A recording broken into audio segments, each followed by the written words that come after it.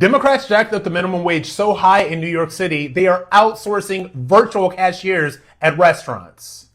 We have a window in front of you. Okay, over there. Yeah. Yeah. And where are you located right now? Can I ask you? I think that maybe You're in the Philippines? What do you recommend? we have the airport. The M4?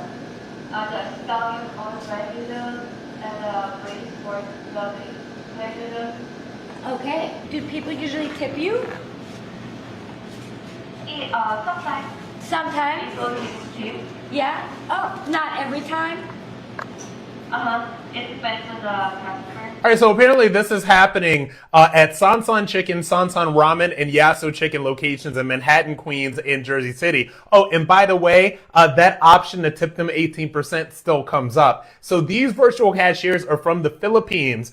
They're working via Zoom, and they only have to pay them $3.25 an hour. So when all the Republicans were basically telling you that the minimum wage hikes in these cities were completely insane, this is what they were talking about, because we all knew that this would happen.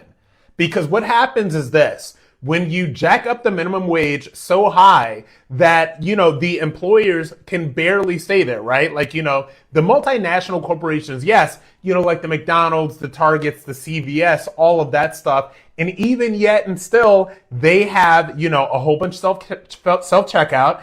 They have less cashiers and employees than ever before. So even the bigger corporations, they feel the squeeze from the minimum wage hikes, right? But if you have a local franchise or a local restaurant, they're going to do stuff just like this, right? And so there's a lot of libs and a lot of leftists that are going to be mad at this, because all they want is an opportunity to be mad at a business owner, to be mad at a corporation or something like that. But my whole thing is, and I don't really like this, but my whole thing is this: these cities have literally left them no choice, all right? Because either, they were going to do this, or they were going to have the self-checkout thing.